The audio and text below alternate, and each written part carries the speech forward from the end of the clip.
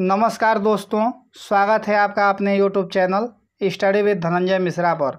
आशा करते हैं आप सब बहुत अच्छे होंगे। मेरा नाम है धनंजय मिश्रा।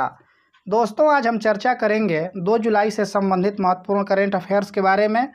इस सीरीज को स्टार्ट करने से पहले आपको एक खास जानकारी दे दें कि मेरे द्वारा पढ़ाए गए जितने भी लेक्चर हैं, अगर आप उसका PDF प्राप्त करना चाहते हैं तो डिस्क्रिप्शन में दिए गए टेलीग्राम के लिंक पर क्लिक करके आप टेलीग्राम ग्रुप को ज्वाइन कर सकते हैं, या टेलीग्राम पे study with Dhananjay Mishra search करके भी आप उस ग्रुप को ज्वाइन कर सकते हैं।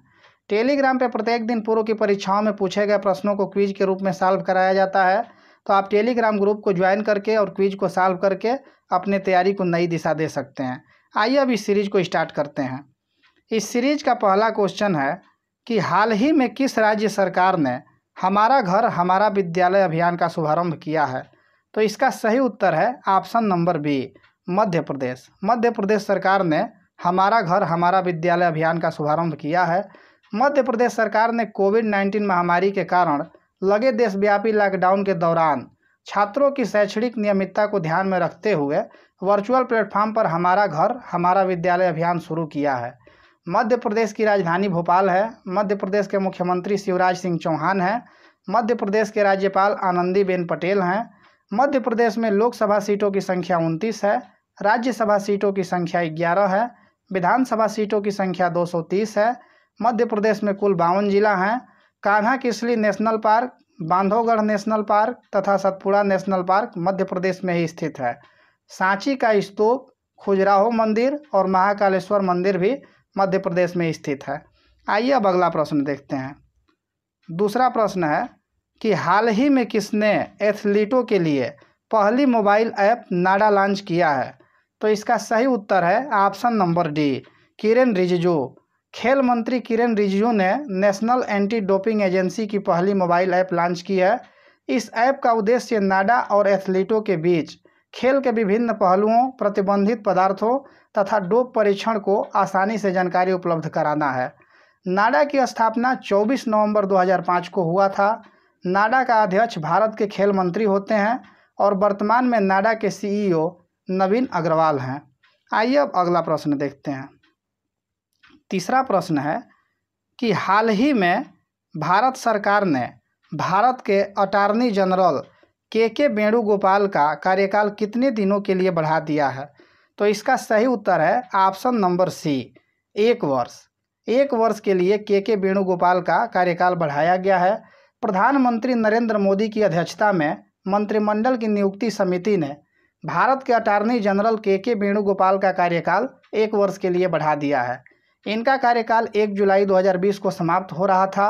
यह भारत के 15वें क्रम के अटॉर्नी जनरल है और भारतीय संविधान के अनुच्छेद 76 में भारत के अटॉर्नी जनरल का वर्णन किया गया है।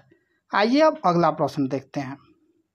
चौथा प्रश्न है कि हाल ही में विश्व बैंक ने भारत में स्टार्स कार्यक्रम के लिए कितनी धनराशि की मंजूरी प्रदान की है? तो इसका सही उत्तर है ऑप्शन नंबर बी, 500 मिलियन $। विश्व बैंक ने स्टार्स कार्यक्रम के लिए 500 मिलियन $की धनराशि की मंजूरी दी है। वर्ल्ड बैंक ने राज्यों के टीचिंग, लर्निंग और रिजल्ट कार्यक्रम के लिए 500 मिलियन $, की धनराशि की मंजूरी दी है।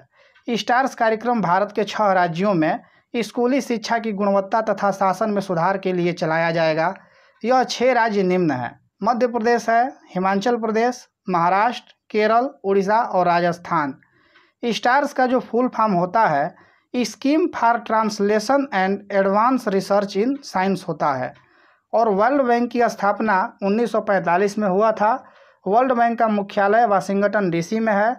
वर्ल्ड बैंक में सदस्य देशों की संख्या 189 है और वर्तमान में विश्व बैंक के अध्यक्ष डेविड मालपास हैं।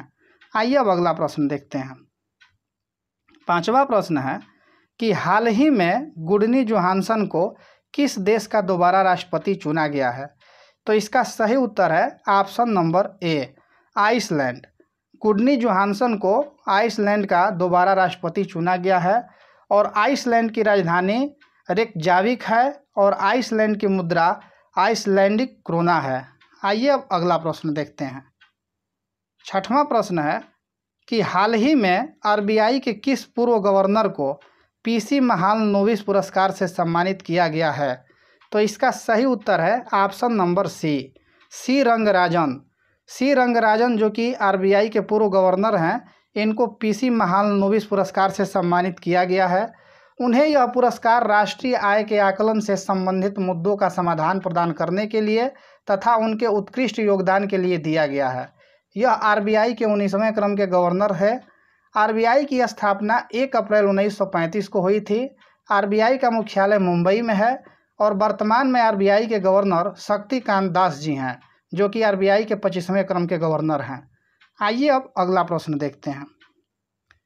7वां प्रश्न है कि हाल ही में 36वां आसियान शिखर सम्मेलन 2020 का वर्चुअली आयोजन कहां पर किया गया?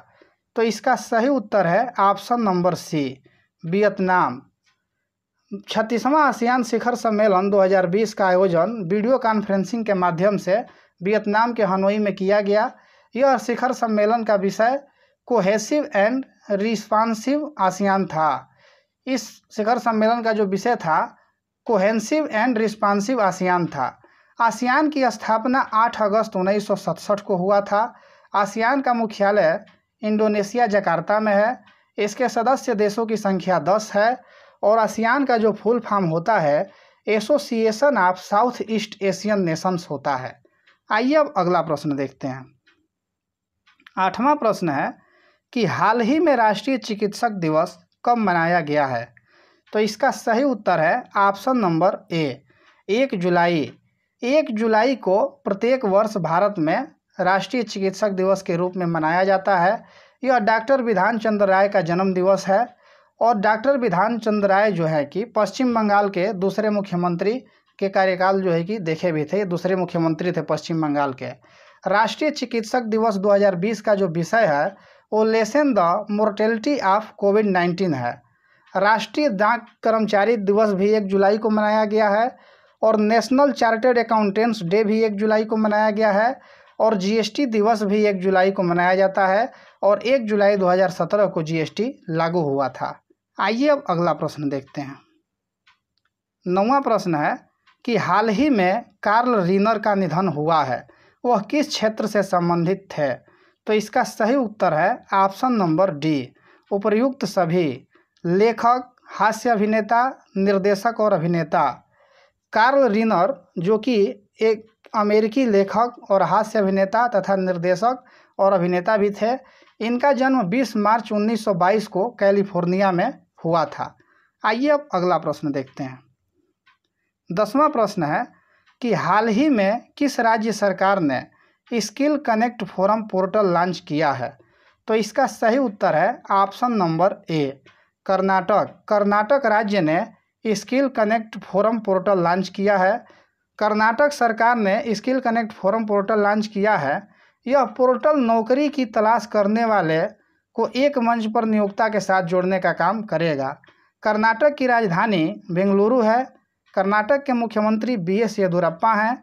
कर्नाटक के राज्यपाल वजुभाई वाला हैं। कर्नाटक में लोकसभा सीटों की संख्या 28 है। राज्यसभा सीटों की संख्या 12 है। विधानसभा सीटों की संख्या 225 है और विधान परिषद सीटों की संख्या 75 है। कर्नाटक में कुल 30 जिले हैं और बांदीपुर, नागरहोल नेशनल पार्क और राजीव गांधी नेशनल पार्क, ये तीनों कर्नाटक में स्थित हैं। आइए अब देखते हैं कल के प्रश्न का जवाब।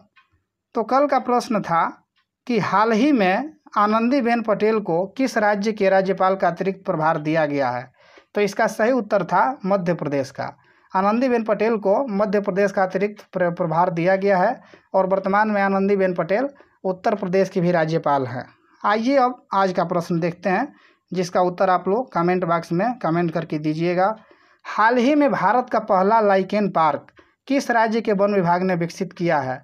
इसका ऑप्शन ए है उत्तर प्रदेश, बी ऑप्शन है पंजाब, सी ऑप्शन है उत्तराखंड, डी ऑप्शन है मध्य प्रदेश।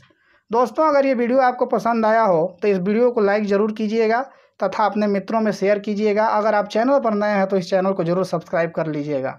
उम्मीद करते हैं मेरे द्वारा दी गई जानकारी आपको आसानी से समझ में आई होगी, किसी प्रकार के कठिनाइयों का सामना नहीं करना पड़ा होगा। ऐसे ही वीडियो प्राप्त करने के लिए इस चैनल को सब्सक्राइब कर लीजिए तथा बेल आइकन को दबाना मत भूलिएगा ताकि मेरे द्वारा दी गई जितनी भी वीडियो की अपडेट है आप तक सही समय पर आसानी से पहुंच सके। आज के लिए इतना ही, दीजिए इजाज़त। मिलते हैं अगले वीडियो के साथ, तब तक के लिए धन्यवाद।